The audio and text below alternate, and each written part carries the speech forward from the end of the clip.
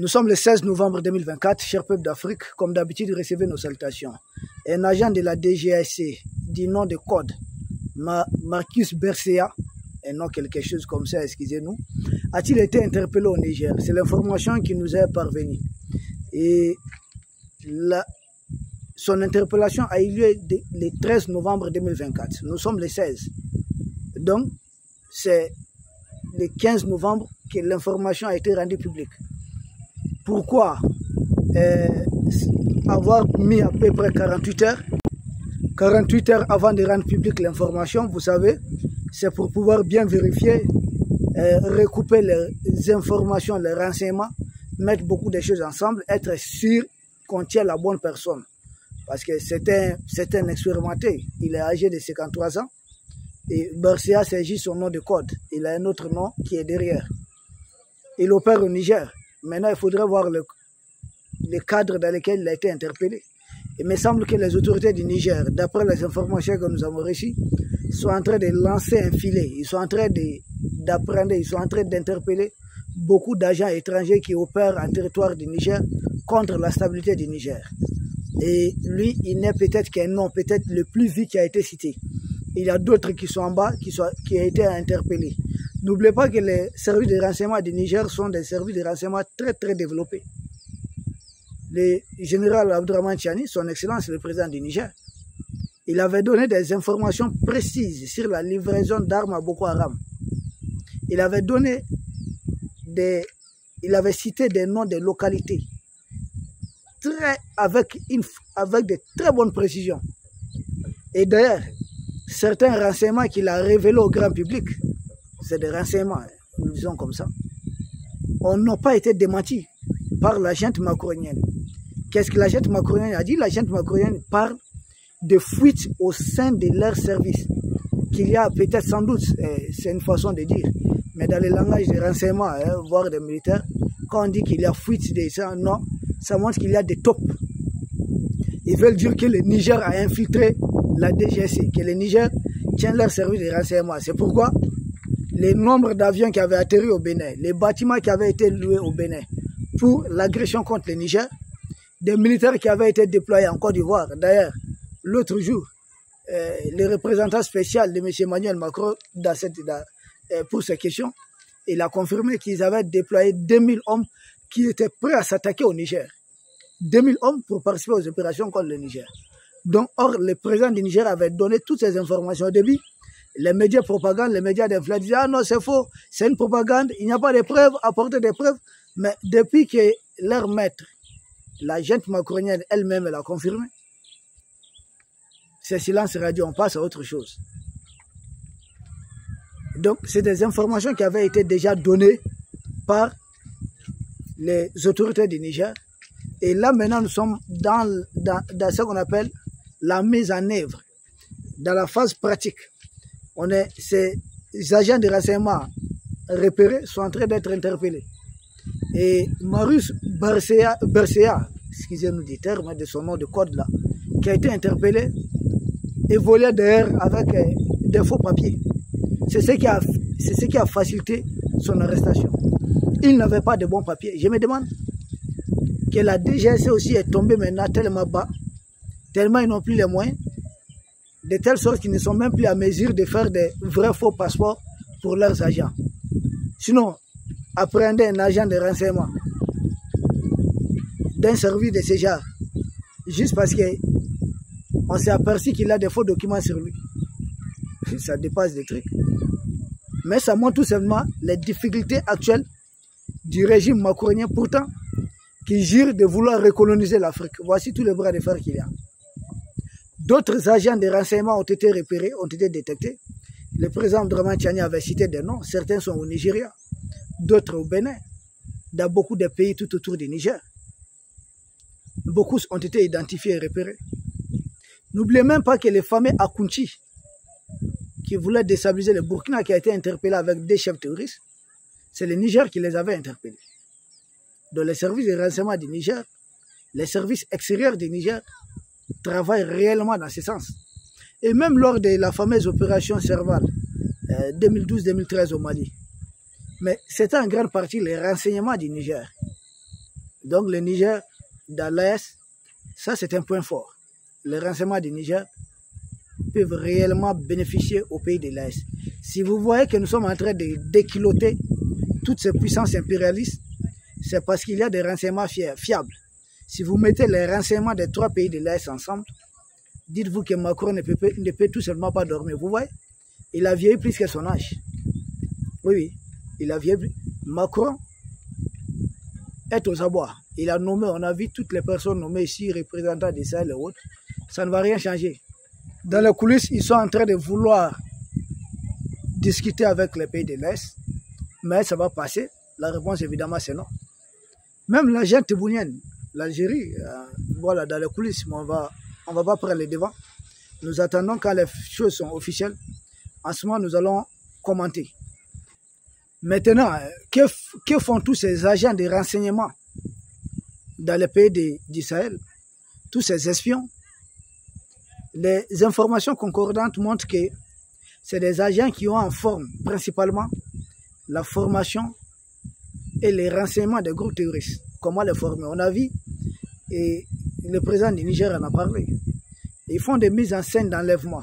Or, en réalité, des gens qui se font enlever, c'est d'éminents commandos. Ils vont former les terroristes et à la fin de la formation, on dit qu'ils ont été libérés moyennant cette caution. C'est une prime encore qu'on verse aux terroristes qui ont été formés. Donc, c'est des formations. C'est aussi des renseignements. Ce sont eux qui les renseignent, puisqu'ils ont eu à occuper militairement tous les pays de l'AES. Donc, ils connaissent à peu près l'emplacement de beaucoup de nos emprises militaires. Donc, ils renseignent, ils prennent le temps de renseigner les terroristes sur les emplacements, les mouvements et autres. Mais là aussi, nos armées sont en train de revoir leurs dispositifs. Donc, ils sont là, ces espions, à former, à renseigner et à faciliter la logistique, c'est-à-dire acheminer armes, matériel et bagages pour des groupes terroristes afin que ces groupes terroristes continuent de déstabiliser pour d'abord un besoin de communication, dire que depuis Barkhane est parti, ça ne va plus dans les pays du Sahel. Vous voyez des gens comme le Wassim Nasr, le Serge Daniel sont mis à contribution pour parvenir à cela. Certains blogueurs pseudo-africains, mais qui sont en réalité des petits-fils macroniens, sont aussi mis à contribution pour travailler dans ce sens, pour communiquer, montrer que depuis le départ de Barkhane, que rien ne va. Or, c'est faux. Depuis le départ de Barkhane, on est en train de récupérer beaucoup de localités. Le Mali a récupéré toutes les localités clés. Et le Burkina en train de récupérer la partie restante. Le Niger continue des opérations de sécurisation. Donc, les choses bougent bien. Mais ils sont mis en mission pour essayer de faire croire cela. Donc, leur mission principale, c'est de former des groupes terroristes.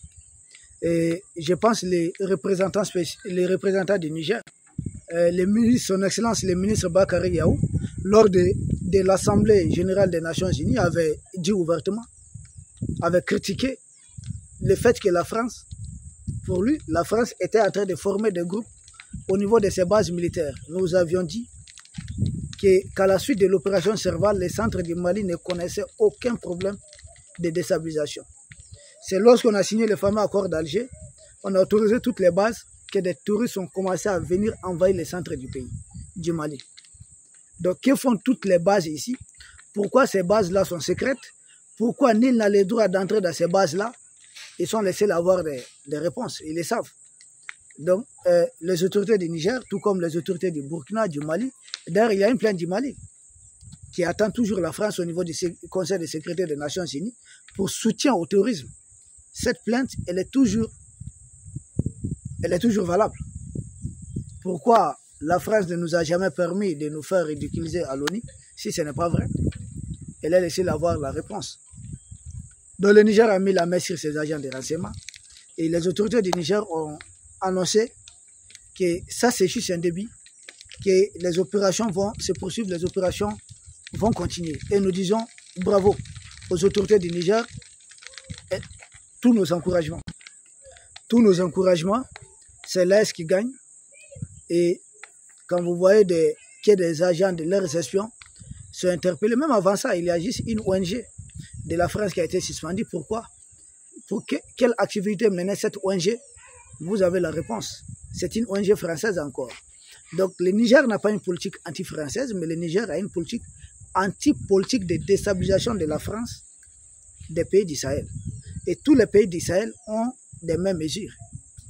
Et si on passe ce cap, regardons le contexte global. Les pays de l'Est s'apprêtent à quitter définitivement la CEDEAO. Vous avez vu que l'administration a fermé définitivement sa dernière base ici. Donc ils n'ont plus aucun outil ici de renseignement. Donc les pays de l'Est s'apprêtent à quitter définitivement la CEDEAO, c'est pour janvier 2025.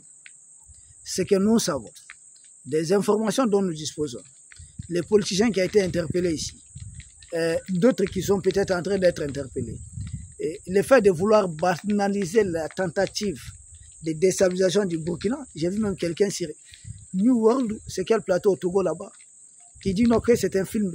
J'ai dit, ah bon? Maintenant, tellement vous avez tenté à vouloir déstabiliser, à tel point que cette énième tentative de déstabilisation, vous l'appelez maintenant un film. Tellement vous n'arrivez pas. Je rappelle que Fidel Castro de Cuba avait échappé à plus de 632, c'était 600 tentatives d'assassinat. J'ai dit bien 632 tentatives d'assassinat.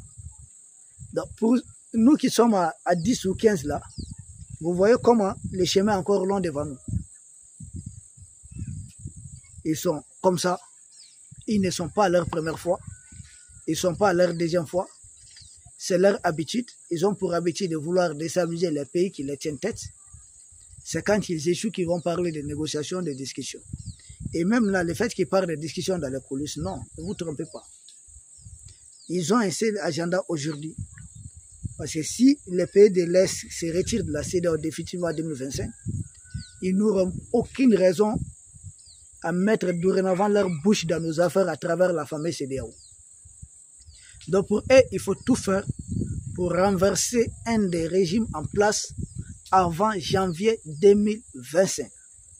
C'est pourquoi, d'après les informations dont nous disposons, nous ne savons pas si les autorités du Niger ont ça ou pas. Nous demandons aux autorités du Niger de très bien surveiller les sites d'exploitation d'uranium.